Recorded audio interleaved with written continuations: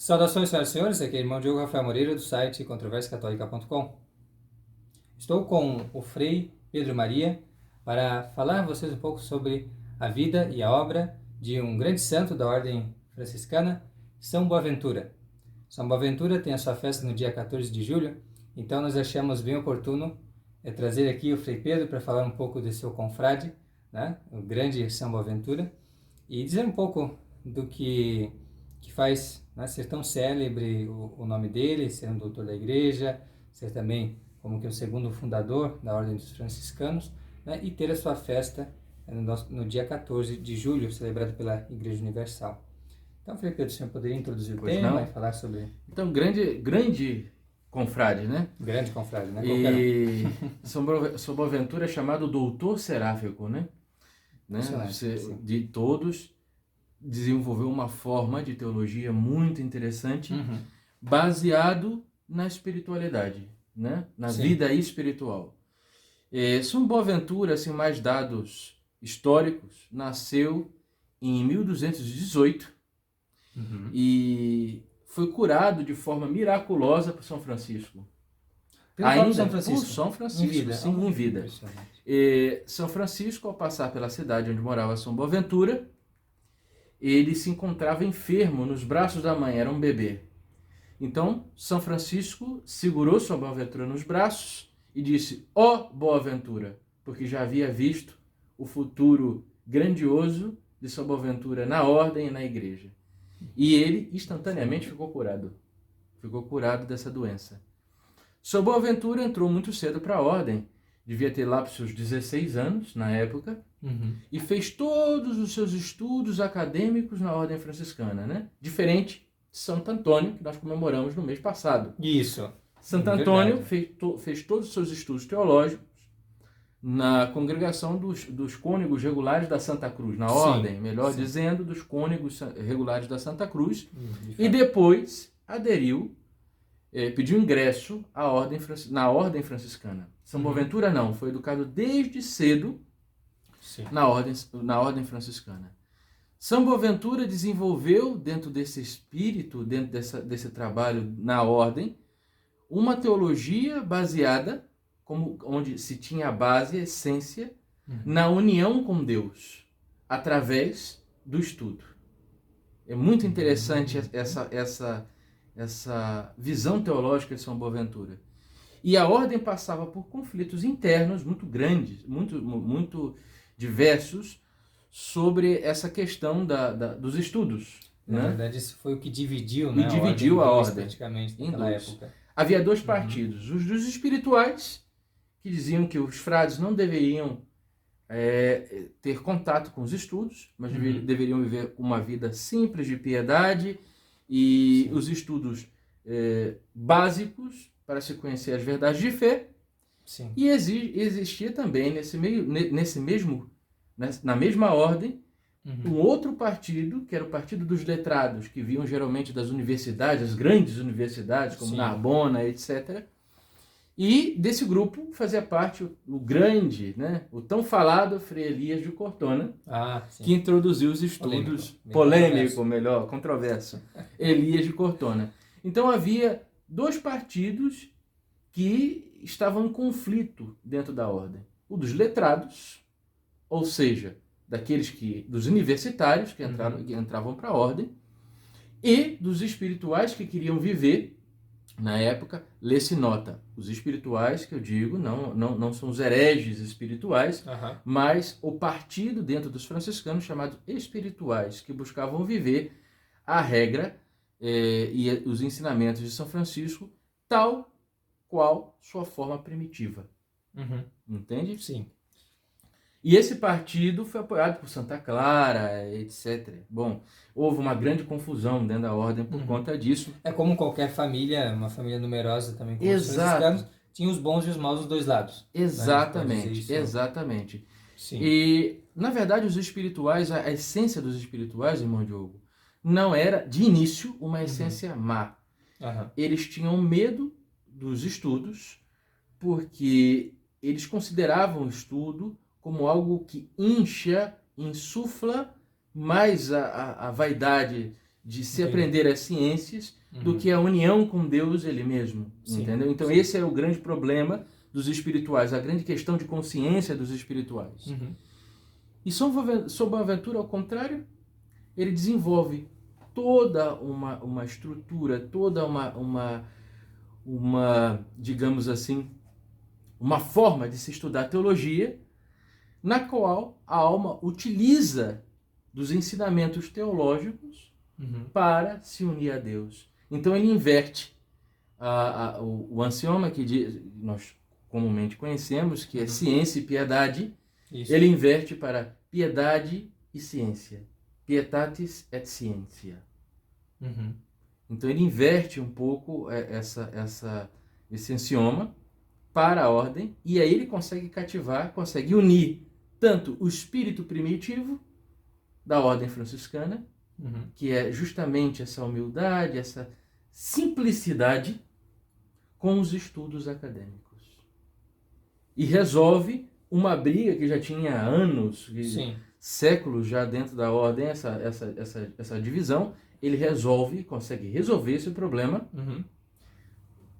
com esse desenvolvimento dessa nova forma de ver os estudos teológicos. E quais foram as coisas que ele estabeleceu, então, que ele fez para conseguir fazer com que mantivesse, né, o espírito franciscano no espírito, né, de São Francisco, e ao mesmo tempo adaptasse essa realidade dos estudos? Quais foram as instituições que ele estabeleceu para isso? Muito interessante. Primeiro, além de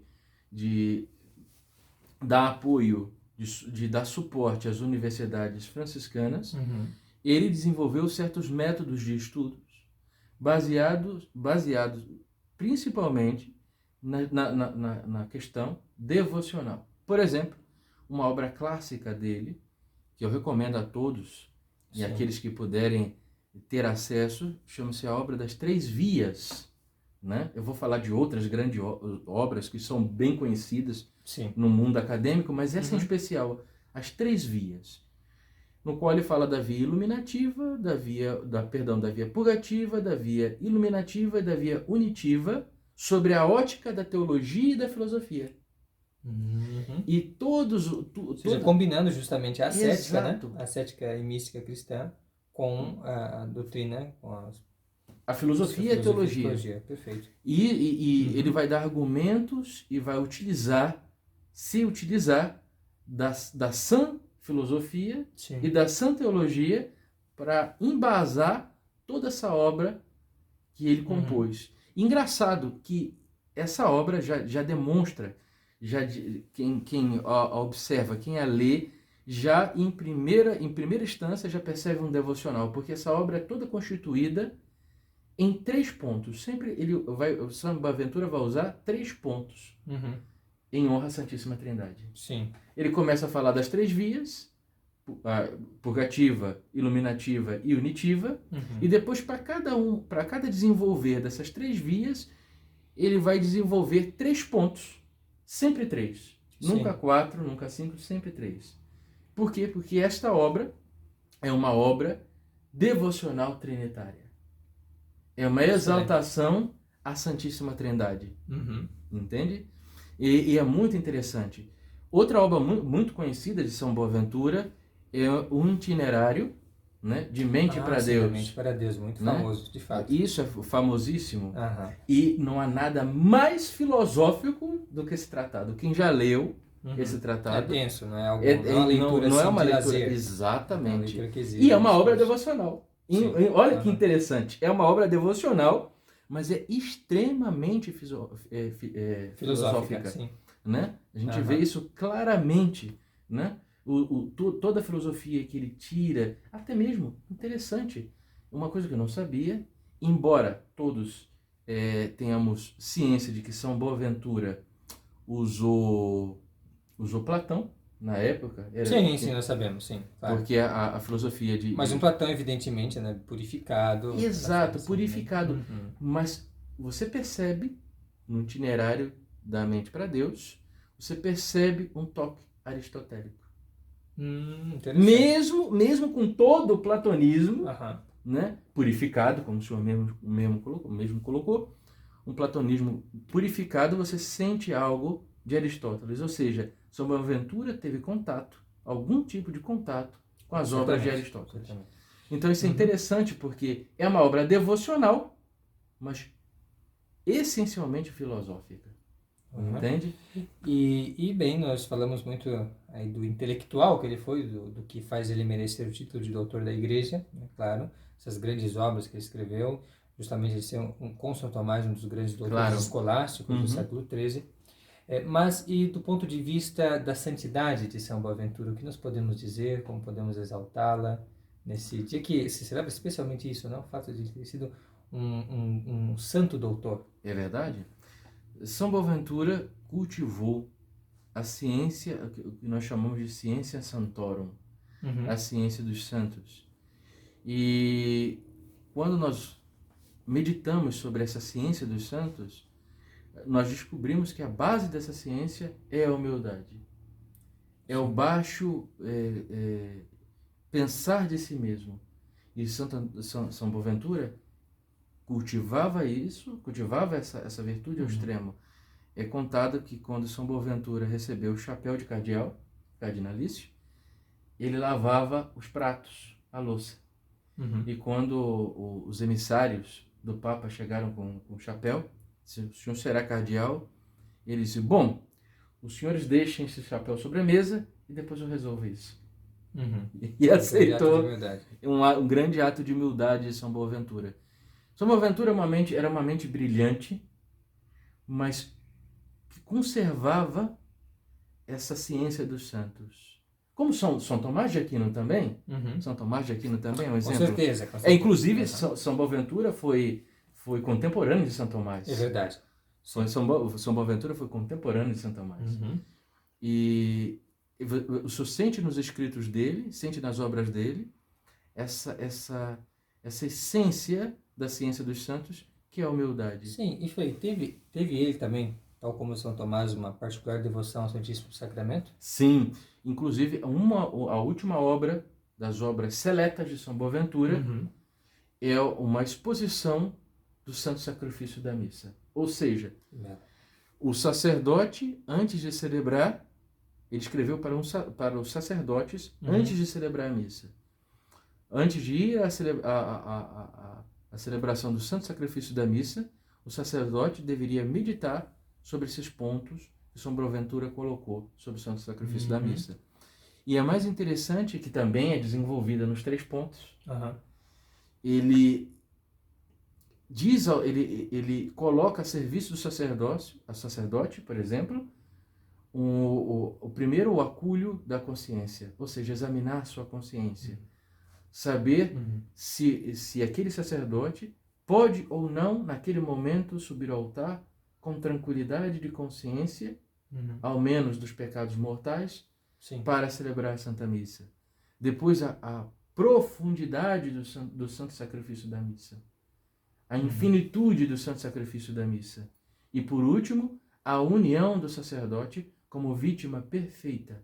Não só Jesus, que o sacerdote ali oferece, exatamente em sacrifício, de forma incruenta e mística, mas também o oferecimento de si mesmo. O sacerdote que se oferece com Cristo ali, naquele momento, sobre o altar. E essa teologia do sacerdote vítima é uma teologia que, para hoje, a gente chama teologia do sacerdote vítima, mas é só um termo teológico que a gente utiliza na mística, mas é justamente o sacerdote se pôr em união com Cristo que se imola no santo sacrifício da missa. Isso é muito importante hoje em dia. Para mim, na minha opinião, creio para o senhor e para os demais, o sacerdote hoje que não se imola, há um problema grande, vai conceber outros benefícios, outros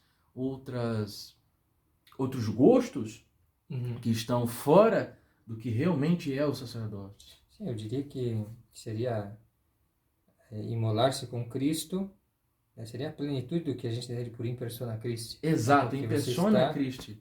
De fato, o nosso Senhor não foi apenas aquele que sacrificou, mas se sacrificou. Se né? sacrificou. Assim.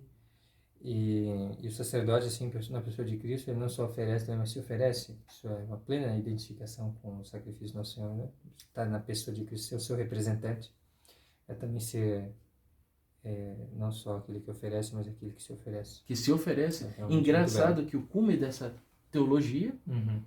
dessa forma de compreender o sacerdócio, Sim. dentro de toda a mística sacerdotal da igreja, o cume dela é em Padre Pio de Pietrelcina. Sim. Que Nosso Senhor não só o une com seu sacrifício, como deixa exposto na sua própria carne. Exatamente. E diria, se não me engano, é o primeiro sacerdote estigmatizado. Parece que sim. Entende?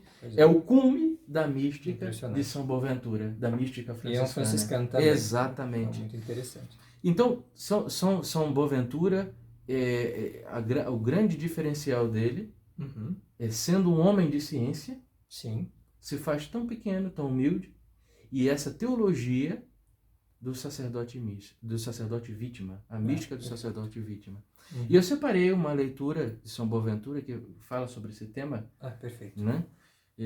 Sobre essa questão dos estudos. Isso me ajudou muito, sabe, irmão Diogo, porque todos nós que entramos para a ordem, a priori nós entramos para ser irmãos. Sim. Sempre entramos para ser irmãos, nos santificarmos, como qualquer vida religiosa. Sim. Nós entramos para ser a perfeição cristã. Exatamente, a perfeição cristã. E quando me disseram que eu deveria estudar, porque a ordem precisava de um sacerdote, etc., eu disse, meu Deus, agora eu não vou mais poder meditar direito, eu vou ter que passar um tempo com os estudos, isso, bom. Sim. E justamente utilizando o método de São Boaventura, eu consegui meditar com aquilo que eu aprendia na sala de aula. Eu percebi que a dogmática, por exemplo, nos faz conhecer a Deus, a revelação, o que Deus quer que nós conheçamos sobre Ele. A moral nos ensina a ciência da medicina divina, do cuidado das almas, de como curar as almas, de como curar os vícios que são doenças das almas. Até o seu ápice, descobri-los e curá-los. A pastoral nos ensina como lidar com as almas, como proporcionar às almas essa cura no apostolado.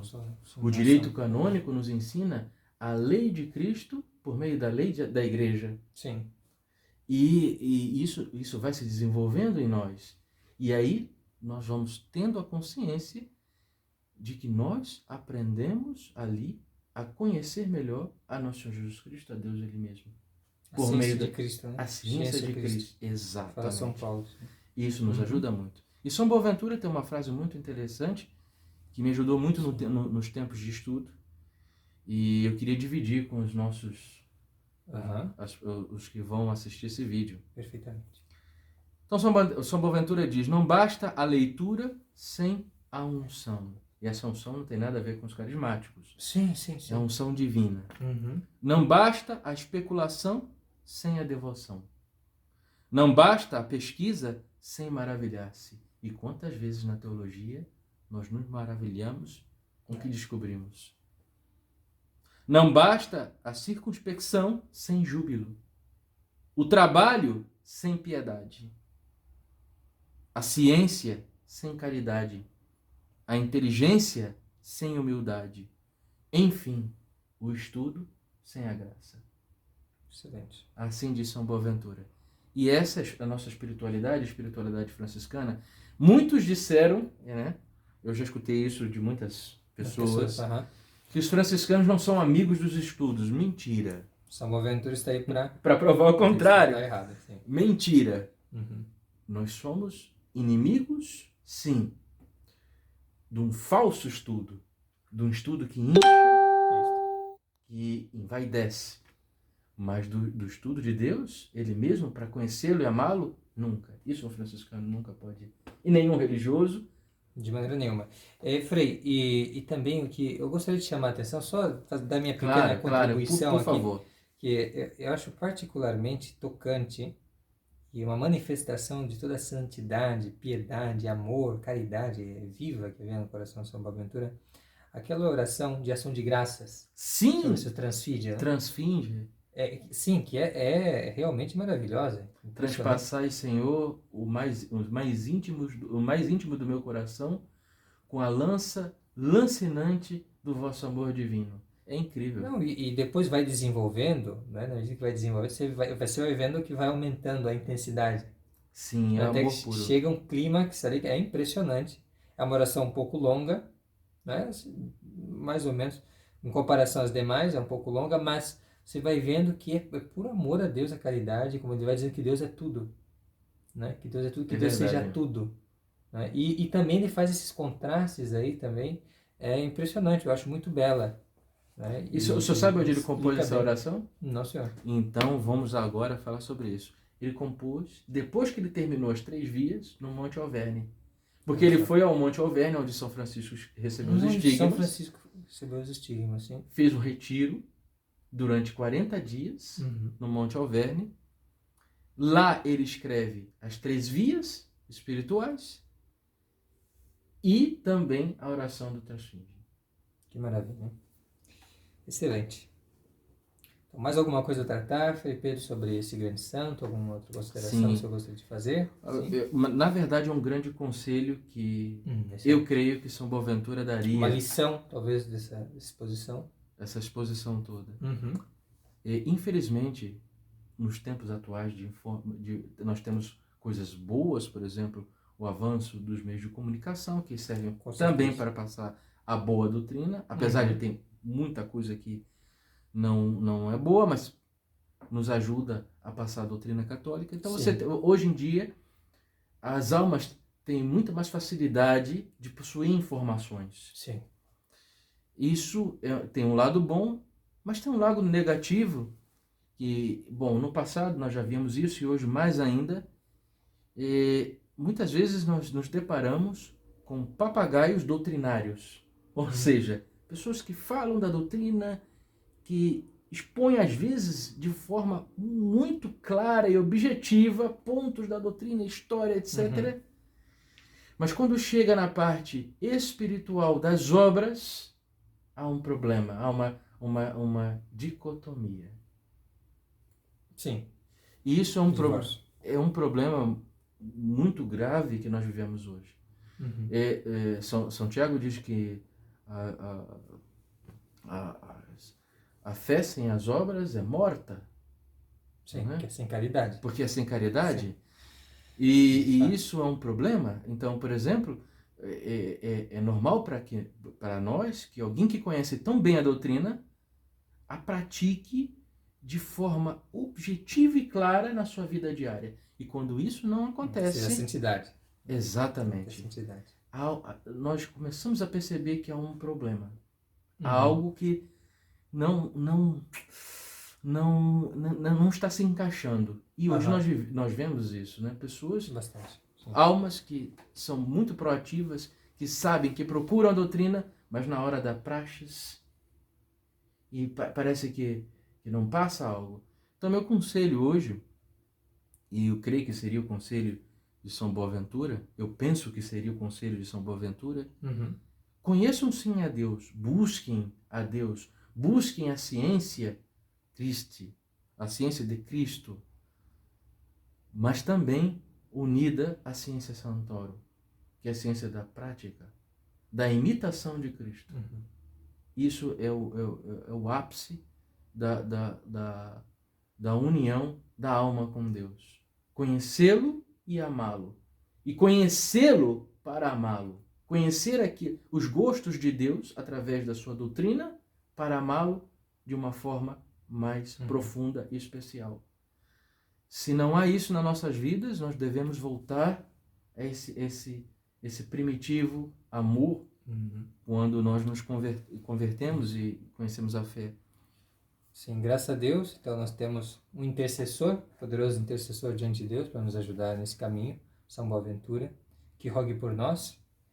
e vamos então se preparar e ter, né, no dia 14 de julho, né, essa mensagem aí, né, para que a gente possa realmente honrar esse santo e também pedir o seu auxílio, que a gente possa estudar, mas estudar com proveito, verdadeiro proveito, um estudo que não é vão, mas um estudo que nos aproveite para a vida eterna, que é o que importa.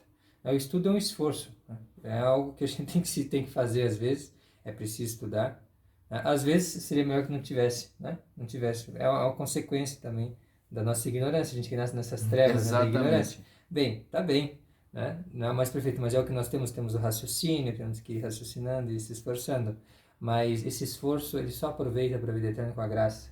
Né? E a graça só com a prática realmente das virtudes, a busca das virtudes, que esse é um esforço, né, que nós fazemos com a ajuda de Deus, né? E assim a gente espera, né, que possa realmente frutificar para a vida eterna.